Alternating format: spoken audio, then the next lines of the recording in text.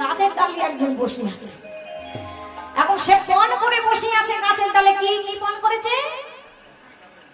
হ্যাঁ, বলে আমি আজকে খাবো না। গাছের ডালে পণ করে বসে আছে, মাঝে মধ্যে ওই মন্ত্রটাও জপ করছে, আমি খাবো না। এখন আপনারা মনে করুন ওই ডাকাতের দম ঘুরছে কাকে? মানে খাবারের মধ্যে কে বিষ মিশিয়েছে তাকে খোঁজে। একবার খুঁজে পেলে তার খবর আছে।